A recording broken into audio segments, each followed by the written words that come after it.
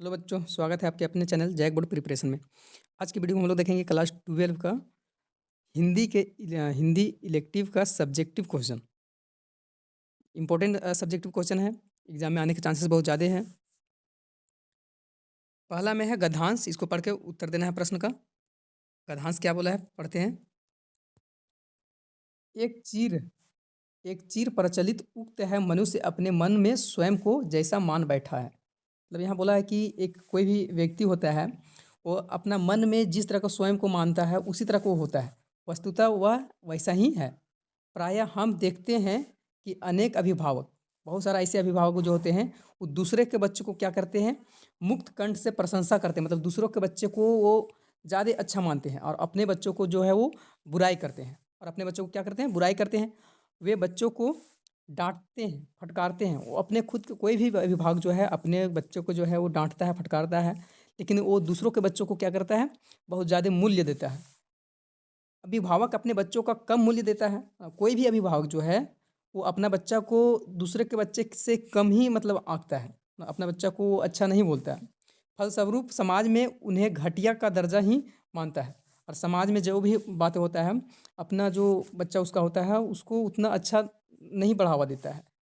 हमें उतना ही सम्मान, यश, प्रतिष्ठा प्राप्त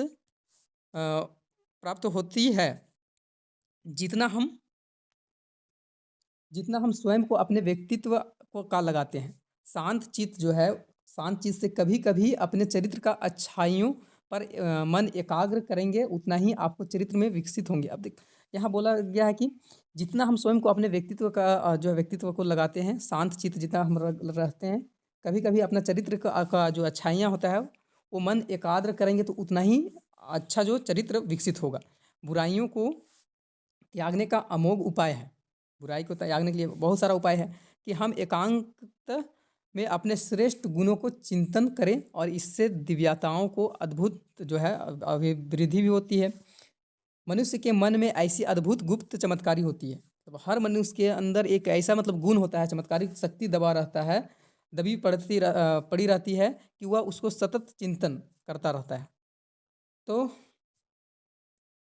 तो उसके व्यक्तित्व में वही शक्तियाँ परिलक्षित होने लगती है। तो यहाँ क्वेश्चन बोला है, पहला क्वेश्चन है, अभिभावक प्रायः अपने बच्चे के साथ क्या क्या करते हैं। तो अभिभावक प्रायः जो है अपने बच्चों को डांटते हैं, फटकारते हैं तथा उनके बुराई भी करते हैं। वे जहाँ दूसरे के बच्चों को मुक्ति कंठ से प्रशंसा करते हैं, मतलब दूसरों के बच्चे को जो है वो अच्छा बोलते हैं, और वही अपने बच्चे को जो है वो डांटते हैं, फटकारते हैं और अपने बच्चों को कम मूल्य लगाते हैं। दूसरा क्वेश्चन है, बुराइयों का त्यागने का अमोघ उपाय क्या है। बुराइयों को कैसे हम लोग त्याग सकते हैं। तो बुराइयों को त्यागने के अमोघ उपाय यह है कि हम एकांत में अपने श्रेष्ठ गुण का चिंतन करें। मतलब एकांत जगह पे जाने के बाद उसको जो मेरा श्रेष्ठ गुण है उसके बारे में चिंतन करें, और इससे दिव्यताओं की अभिवृद्धि होती है। ऐसे में जो है शरीर के अंदर में अपने मन में जितना दिव्य है उसको उसका वृद्धि होता है। नेक्स्ट है, अपने चरित्र को निखारने के लिए हमें क्या करना चाहिए। अपना चरित्र को अच्छे दिखाने के लिए हमको क्या करना चाहिए। अपने चरित्र को निखारने के लिए हमें शांत चित्र से जो है अपने चरित्र का अच्छाई पर मन जो है एकाग्र करना चाहिए। मतलब अपने में क्या अच्छाई है उसके बारे में सोचना चाहिए, तथा जो अपने मन की शक्तियाँ सतत चिंतन करते रहना चाहिए। मतलब अपना मन की जो शक्ति है उसका चिंतन करना चाहिए कि मेरे पास ये शक्ति है। कभी भी अपने आप को ये नहीं सोचना चाहिए कि नहीं रे, मेरा गार्जियन जो है, मेरा अभिभावक जो है इस तरह से बोल रहा है, तो टूटना नहीं चाहिए।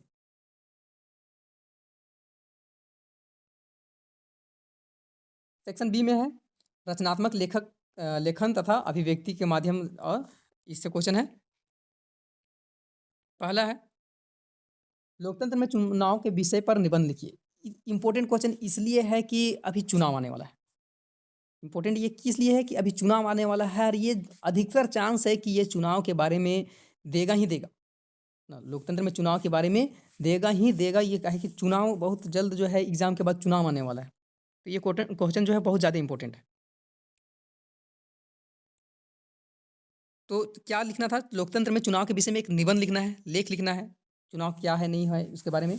तो लोकतंत्र में चुनाव जनता जनता जो है वो राजनीतिक शिक्षा देने का विश्वविद्यालय है। लोकतंत्र में जो भी चुनाव होता है वो जनता को राजनीतिक शिक्षा दिया जाता है इसमें। इसका एक विश्वविद्यालय है, मानव समुदाय जो एवं है ना? मानव समुदाय एवं शासन व्यवस्था की अवधारणाओं पर गौर करने से यह स्पष्ट हो जाता है कि पंडित जवाहरलाल नेहरू का यह कथन बिल्कुल सही है। चुनाव व्यवस्था को लोकतंत्र का मूल्य कहा जा सकता है। लोकतंत्र का जो मूल्य कहा जाता है वो चुनाव ही है। लोकतांत्रिक शासन में राज्य की अपेक्षा व्यक्ति को अधिक महत्व दिया जाता है।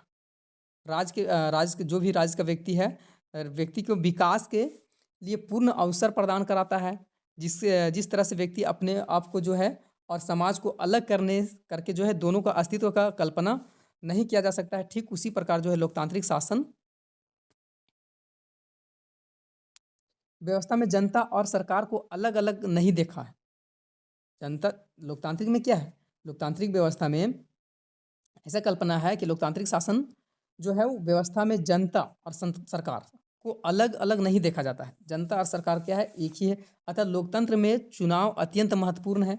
भारत में स्वतंत्रता के बाद लोकतांत्रिक व्यवस्था को स्वीकृति मिली है और इसी के साथ जनता को एक निश्चित अंतराल के बाद अपने प्रतिनिधि का चुनने का अधिकार भी मिला है ना? हर एक 5 साल में जो है नया प्रतिनिधि को चुना जाता है, जो अगर अच्छा काम कर रहा है तो उसको रहने के लिए दिया जाता है, फिर से जनता उसको चुनती है और अगर वो काम नहीं ढंग से कर रहा है तो उसके जगह पर फिर दूसरा प्रतिनिधि को चुना जाता है।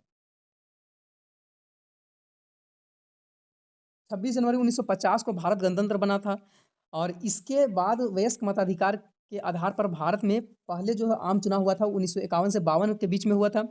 पहले मतदान जो करने में जो न्यूनतम आयु था, पहले वोट देने का जो न्यूनतम आयु था 21 वर्ष था, लेकिन इसको जो है वर्ष 1989 में जो है 61वें संविधान संशोधन के द्वारा न्यूनतम आयु जो है वो 21 से घटाकर कितना कर दिया गया? 18 वर्ष कर दिया गया था। अब तक लोकतंत्र में जो है लोकसभा के लिए स्वतंत्र चुनाव हो चुके हैं। 17वीं सभा का चुनाव जो है वो 2019 में संपन्न हुआ था और अब जो चुनाव होगा 2024 में। और ये चुनाव के समय ये एग्जाम हो रहा है तो ये इम्पोर्टेंट है ये। लोकतंत्र जैसी गौरवशाली शासन पद्धति की प्रतिष्ठा को बनाए रखने हेतु चुनाव का साफ और भ्रष्टाचार मुक्त रहना आवश्यक हो जाता है, जिससे कि योग्य और उचित उम्मीदवार को चुना जाए। लोकतंत्र की सफलता निष्पक्ष और चुनाव के साथ-साथ इस बात पर भी निर्भर करता है कि जनता शिक्षित हो एवं अपने हित की समझती हो। मतलब जनता चुनाव इसलिए कराने का मकसद होता है कि अगर जो सही काम कर रहा है तो ठीक है, अगर जो सही काम नहीं कर रहा है तो उसको शासन व्यवस्था में रहने नहीं दिया जाना है, चाहे कोई ढंग से काम नहीं कर रहा है। तो सभी देशवासियों को लोकतंत्र की सफलता हेतु समर्पित एवं सचेत रहकर अपने अधिकार को जो है वो सदुपयोग करना चाहिए। करते हुए अपने कर्तव्य का भी पूर्ण निष्ठा का पालन करना होगा। मतलब इसमें जो है हम लोग को इसके बारे में लिखना है कि चुनाव जो है वो क्यों होता है? इसमें कब मतलब पहला चुनाव जो था भारत आज़ाद होने के बाद पहला चुनाव कब हुआ? ये सारा चीज़ लिखना पड़ेगा। दूसरा नंबर में बोला है कि महँगाई से प्रभावित आम जनजीवन विषय में जो है समाचार पत्र संपादक, जो समाचार पत्र जो है, जो पेपर छापता है उसके संपादक के पास यहाँ महँगाई के जो है महँगाई बढ़ते हुए उसको देखते हुए एक पत्र लिखना है। पत्र कैसे लिखना है? तो सबसे पहले सेवा में लिखना है, संपादक महोदय, है ना? जो भी हो, दैनिक जागरण हो, दैनिक भास्कर हो, प्रभात खबर हो, जो भी यहाँ हो, है ना? उसको यहाँ लिख देना है। रांची, है ना? रांची हो तो रांची और भी जगह का हो तो और जगह लिखना है। विषय किस चीज़ के बारे में? तो विषय जो है वो महँगाई से प्रभावित आम जनजीवन जो है उसके बारे में। तो महोदय में क्या हो जाएगा? मैं आपके लोकप्रिय पत्र के माध्यम से सरकार व प्रशासन का ध्यान जो है प्रतिदिन बढ़ती हुई महँगाई और उससे उत्पन्न आम जनजीवन में विभिन्न परेशानी हो रहा है, उसकी ओर आकर्षित करना चाह रहे हैं। मतलब जो अगर सरकार सो गई है वोट लेके, तो उसका जो ध्यान है ना? महँगाई की ओर करने के लिए आपके पेपर के माध्यम से जो है हम ये करना चाह रहे हैं। तो महोदय, कुछ दिनों से देश में महँगाई का स्तर पूर्व से अधिक मतलब पहले से बहुत ज़्यादा बढ़ता नज़र आ रहा है और सामान्य जीवन यापन की वस्तुओं खाद्य वस्तु हो गया, है ना? उपयोगी वस्तुओं का मूल्य जो है भारी वृद्धि और समस्त स्तर के परिवार के लिए चिंता का विषय बन गया है। इसके अतिरिक्त समाज में रोज़गार तथा आय के स्रोत में भी किसी प्रकार का वृद्धि नहीं हुआ है। मतलब रोज़गार भी नहीं मिल रहा है और महँगाई बढ़ते जा रहा है। ऐसी स्थिति में आम जनता जो है आम जनता की जो है रोटी दाल के लिए बहुत ही सोचना पड़ रहा है। आसमान छूती हुई महंगाई और सरकार की ओर से बढ़ती महंगाई की ओर कोई ठोस निर्णय नहीं लिया जाना दोनों ही बेहद चिंता का विषय है। मतलब नहीं तो एक रोज़गार मिल रहा है और महंगाई जो है वो भी बढ़ते जा रहा है और इसके लिए कोई निर्णय भी नहीं लिया जा रहा है। अतः आपसे विनम्र अनुरोध है कि आप इस विषय को अपने प्रतिष्ठित समाचार पत्र के स्थान देकर सरकार का ध्यान जो है वो महंगाई की ओर आकर्षित करें। अन्यथा यह बढ़ती महंगाई जनता के अनहित का कारण बन जाएगी। धन्यवाद कर देना है यहाँ।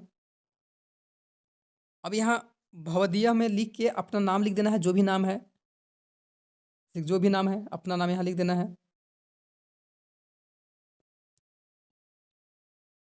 अगला जो है वो शहर में बढ़ती आपराधिक घटनाओं पर एक रिपोर्ट लिखना है। मतलब अपराधी अगर बढ़ रहा है, चोरी डकैत ज़्यादा हो रहा है या फिर तो और भी चीज़ें हो रहा है, तो उसके बारे में लिखना है रिपोर्ट एक। तो रिपोर्ट दैनिक जागरण की जगह में आप जो भी रिपोर्टर मतलब जहाँ भी आप जो संपादक यहाँ लिखना चाह रहे हैं, दैनिक जागरण है, दैनिक भास्कर, हिंदुस्तान या फिर तो प्रभात खबर, जो भी लिखना है आप यहाँ लिख सकते हैं। डेट लिख देना है जिस तारीख को आप लिख रहे हैं, अपना नाम लिख देना है। पिछले कुछ वर्षों से शहरों में अपराध की समस्या तीव्र गति से बढ़ती जा रही है।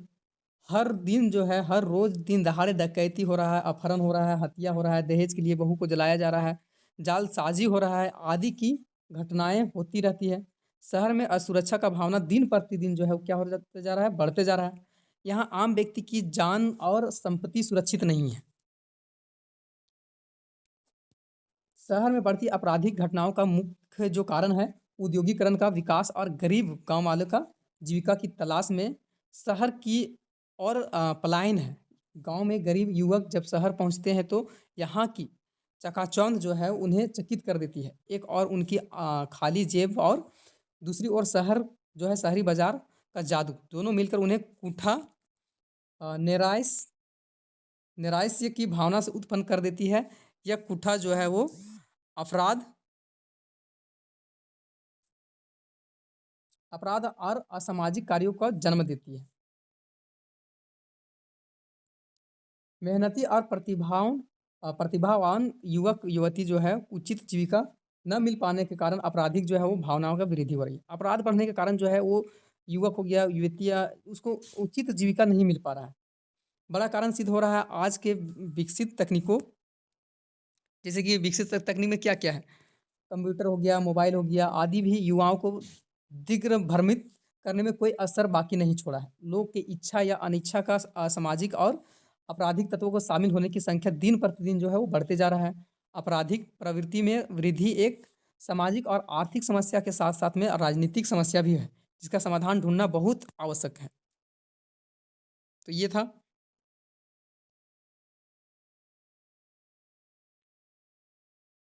नेक्स्ट सेक्शन सी में है, निम्नलिखित में से किसी एक काव्यांश का संप्रंग व्याख्या करना है। एक कविता लिखा हुआ है, उसके व्याख्या करना है, क्या इसका क्या लिखा हुआ है ये। बोला है, तुमने कभी देखा है खाली कटोरों में वसंत का उतरना? यह शहर इसी तरह से खुलता है, इसी तरह से भरता है और खाली होता है। यह शहर इसी तरह से रोज एक अंततः शव ले जाता है कंधे अंधेरी गली से चमकते हुए गंगा की तरफ। यहाँ बोला है, फिर से एक बार देखते हैं। तुमने जो है कभी देखा है खाली कटोरों में वसंत का उतरना? यह शहर इसी तरह से खुलता है, इसी तरह से भरता है और खाली होता है। यह शहर इसी तरह से रोज एक अंततः शव ले जाता है कंधे अंधेरी गले से चमकती हुई गंगा की तरफ। तो ये जो है प्रस्तुत काव्यांश जो है वो केदारनाथ सिंह की कविता से बनारस से लिया गया है। बनारस में अभी बहुत व्यक्ति जो है मृत्यु होने के बाद वो उसको बनारस ले जाया जाता है। तो प्रस्तुत जो है काव्य तरंग जो है वो केदारनाथ सिंह की कविता से लिया गया है, बनारस, है ना? इससे अवतरित है। यहाँ कवि जो है वो बसंतकालीन बनारस का परिवेश से परिचित कराया है। व्याख्या इसका क्या है? तो पाठ जो है ना, पाठकों से प्रश्न करता है कि क्या तुमने कभी भिखारियों की खाली कटोरों में वसंत का उतरना देखा है? मतलब वो जो भिखारी है उसको खाली कटोरा में वसंत उतरा है, अर्थात वसंत आते ही तीर्थ यात्रियों का आवागमन बढ़ जाता है। वसंत ऋतु जब आता है तो उस समय तीर्थ यात्रियों का जो है वो आवागमन बढ़ जाता है, जिससे भिखारियों की कटोरा सिक्का से भरने लगते हैं। और उसके बाद जब यात्रियों जो है तीर्थ यात्री जो है वो वसंत के समय जब शुरू हो जाता है जाने के लिए बनारस में, तो वहाँ भिखारी लोग का कटोरा जो है सिक्कों से भरने लगता है। यह शहर स्वयं को इस प्रकार अनावृत करता है और इसी प्रकार भरता है। इसके साथ अंततः शव को अपने कंधों में ढोकर अपने परिजन यहाँ लाते हैं। बहुत सारा जो है वो मोक्ष की प्राप्ति के लिए है ना, गंगा में जो है अपने परिवार का जो मृत परिवार मर गया है उसका अस्थि को बहाया जाता है, और कोई बनारस में ले जाके उसको दाह संस्कार करता है। तो जिससे यह शहर खाली भी होता है और गंगा किनारे उनकी अंतिम क्रिया करके दिव्यांत आत्मा को मोक्ष प्राप्त करने की सहायता भी होता है। अब इसमें विशेष क्या था? तो शहर के खुलने से कवि का विशेष अभिप्राय यह है कि बनारस स्वयं को अचानक खोलकर नहीं रख देता है। यह शहर धीरे-धीरे खुलता है। जहाँ जो जितना नया जीवन रूपाकार ग्रहण करता है उसी अनुपात में जो है मृत उसे खाली भी करते जाती है।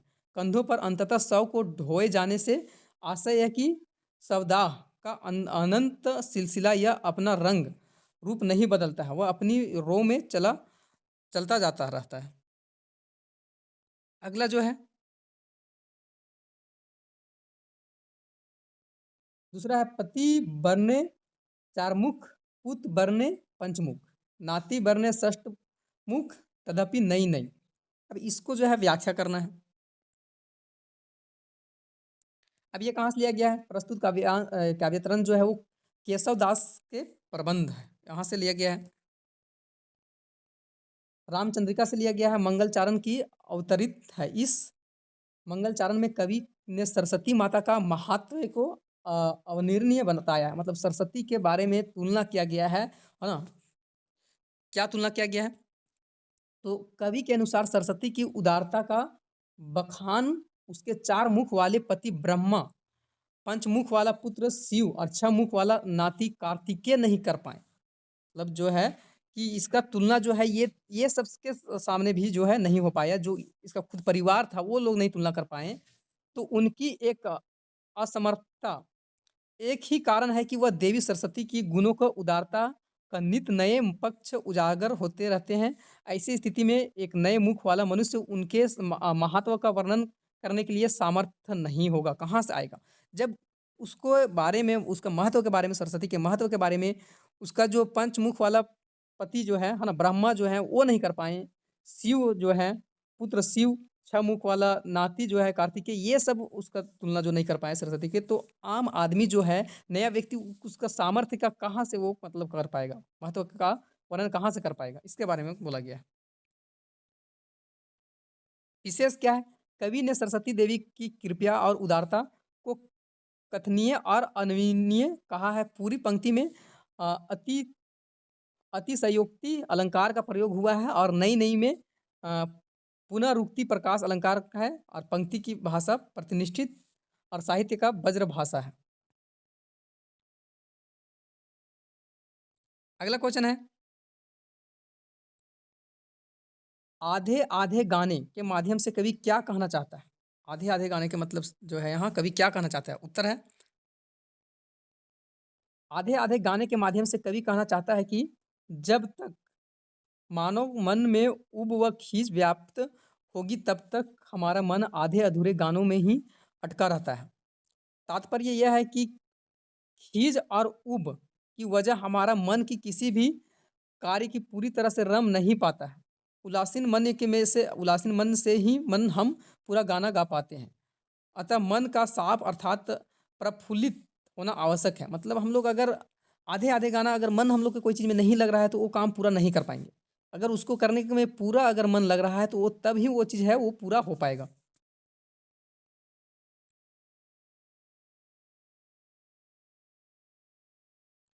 दूसरा क्वेश्चन है नेक्स्ट, कवि मौन होकर प्रेमिका के कौन से प्रण पालन देखना चाहता है? कवि मौन होकर अपने प्रेमिका का सुजान का इस प्रण पालन को देखना चाहता है कि वह कब तक उसकी पुकार सुनकर अनसुना करती है। मतलब वो कवि चाहते हैं कि मेरा पुकार को देख सुनकर कब तक जो है वो मतलब जवाब नहीं देती है। कवि को लगता है कि सुजान ने चुप्पी साध लेने का प्रण किया है, इसलिए उसकी और ताकती तक नहीं है। कवि को विश्वास है कि उसका मौन ही उसकी प्रेमिका का चुप्पी का जवाब है।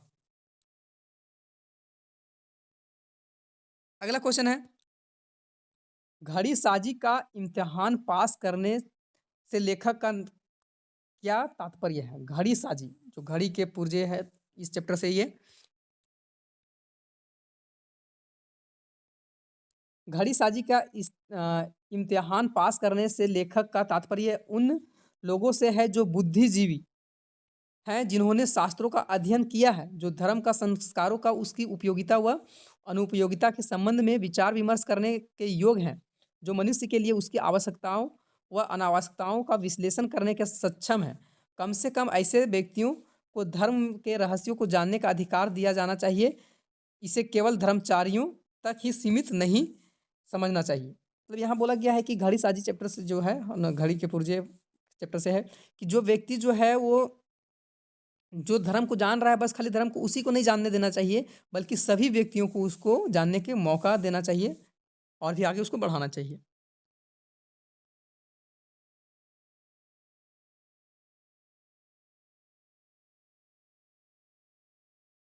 अगला क्वेश्चन है, लेखक बुढ़िया से बोधित्व की 8 फुट के सुंदर मूर्ति प्राप्त करने के कैसा सफल हुआ? 8 फुट के जो मूर्ति था, ये मतलब किस तरह से मतलब प्राप्त कर लिया? तो बुढ़िया तो मूर्ति ले जाते हुए देख ली थी, तो यहाँ बात का हुआ उसके बारे में देखते हैं। लेखक ने बोधित्व की बौद्ध का जो मूर्ति था, 8 फुट का मूर्ति था, वो सुंदर मूर्ति खेत की मेड़ पर मतलब पड़ी देखी। वह मथुरा के लाल पत्थर की थी। जैसे ही लेखक ने उसे उठाने लगा तो एक बुढ़िया थी, वो देख ली, है ना, तमक कर बोली कि बड़े बड़े चले हैं मूरत उठावे, ये हमार है, इसे हम न देवे। लेखक जो समझ गया कि रुपये की मतलब झंझनाहट गरीब आदमी को हृदय में उत्तेजना पैदा करता है। तो लेखक ने बुढ़िया को 2 रुपये दे दिया और वहाँ से बुढ़िया ने लेखक को खुशी से मूर्ति उठाने के लिए दे दिया। और लेखक जो है ये सब ले जाके कहाँ रखते थे? एक एक्वेरियम था, जहाँ वहाँ सारा चीज़ ये जमा करते थे, है ना, कभी बौद्ध का मूर्ति उठा लिए तो कभी और शिव का मूर्ति उठा लिए, इस तरह से।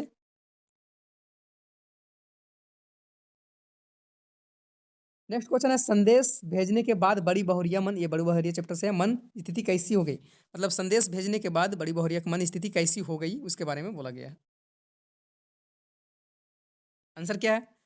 तो बड़ी बहुरिया संतप्त हृदय से अपनी माँ के पास संदेश भेजती है, वे आकर उसे मायके ले जाए। वो बोलती है कि आए और मुझे मायके ले जाए, लेकिन संदेश भेजने के बाद वह पछता रही थी कि उसे यह संदेश नहीं भेजना चाहिए था, क्योंकि संदेश सुनकर परिवार वालों की दुख पहुंचाएगा, दुख पहुंचेगा। अब उसका असली घर तो ससुराल ही है, वहीं वह उसे जो है रहना होगा, क्योंकि एक बार शादी हो जाने के बाद वह मायके में उसका जो है अधिकार नहीं रह सकती है, मतलब नहीं रहती है। तो वो बोलती है बड़ी बहुरिया कि हम यहाँ जो है वो भथुआ सा खा के रह जाएंगे ना आपके यहाँ, लेकिन हम यहाँ नहीं रहेंगे। इस वजह से फिर उसके बाद वो पत्र लिखती है, संदेश लिखती है, संदेश जो है वो भिजवाती है सवदिया से। सवदिया इसमें कौन रहता है? क्वेश्चन आ सकता है, सवदिया कौन रहता है? हरगोविंद, है ना। सवदिया जो था ये भेजने वाला, संदेश को ले जाने वाला, वो हरगोविंद था, हरगोविंद।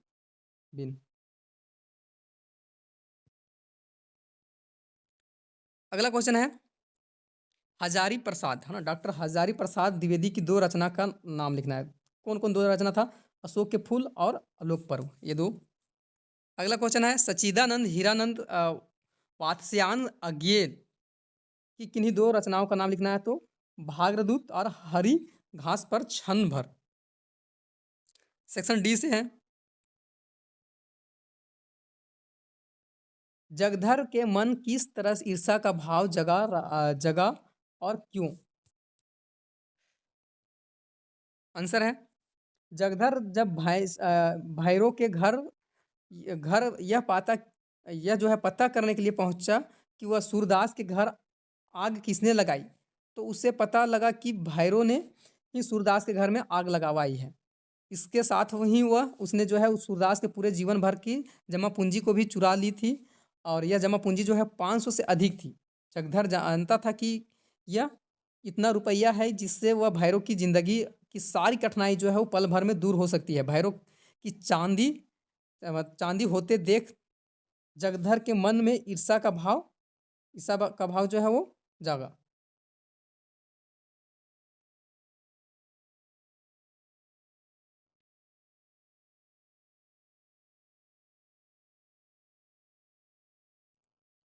अगला क्वेश्चन है, कोयया किसे कहते हैं उसकी विशेषताएं बताएं। कोयया जल में उत्पन्न होने वाला पुष्प है और इसे कुमुद तथा कोका वैली के नाम से भी जाना जाता है। इसकी विशेषताएं इस प्रकार है। विशेषता क्या क्या है एक एक करके देखते हैं।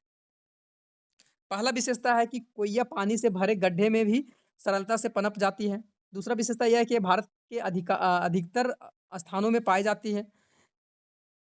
इसके खुशबू जो है खुशबू मन को प्रिय लगने वाली होती है और शरद ऋतु की चांदनी में तालाब में यह चांदनी की जो छाया बनती है उसे कोयया की पत्तियां के समान लगती है। अगला क्वेश्चन है,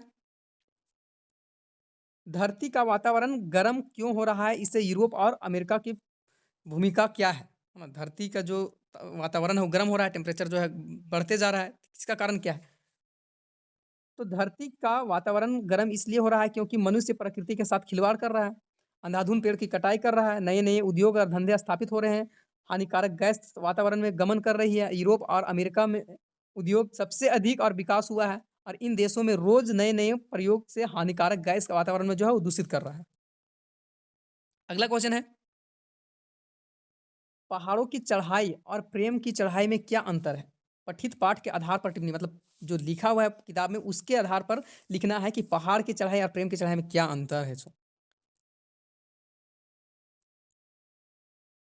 उत्तर है, पहाड़ों की चढ़ाई और प्रेम की चढ़ाई में समानताएं हैं और असमानताएं दोनों हैं। जैसे पहाड़ की चढ़ाई पर जो है पहाड़ की चढ़ाई पर से गिरकर आदमी जख्मी हो जाता है, उसी प्रकार प्रेम की चढ़ाई में असफल होने पर जीवन जो है दुखमय हो जाता है, दुख से भर जाता है।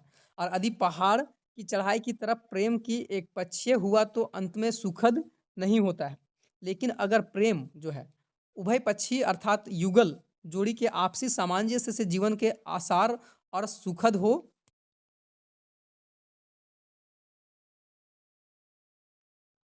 जाता है तो दोनों प्रेमी युगल परस्पर सहयोग करते हुए आगे बढ़ते हैं। मतलब अगर दोनों साइड से प्रेम है तो सुखद जिंदगी हो जाएगा, दोनों तो आगे बढ़ जाएंगे, सुख दुख के बराबर के भागीदार होते हैं, दोनों एक दूसरे के सहारा भी बन जाते हैं। अगर अगर एक गिरता है तो दूसरा उसे क्या करता है, सहर से संभाल लेता है। इसी तरह से प्रेम की चढ़ाई पर्वत की चढ़ाई से अलग भी हुआ करती है। वास्तव में प्रेम जीवन जो है आरोहण हुआ करता है। तो ये था सब्जेक्टिव इंपॉर्टेंट क्वेश्चन। चैनल में अगर नए हैं तो चैनल को सब्सक्राइब कर लीजिए, आपको हर एक वीडियो इंपॉर्टेंट क्वेश्चन समय समय पर मिलते रहेगा और आप रिजल्ट आपका अच्छा हो सकेगा। मिलते हैं नेक्स्ट वीडियो में।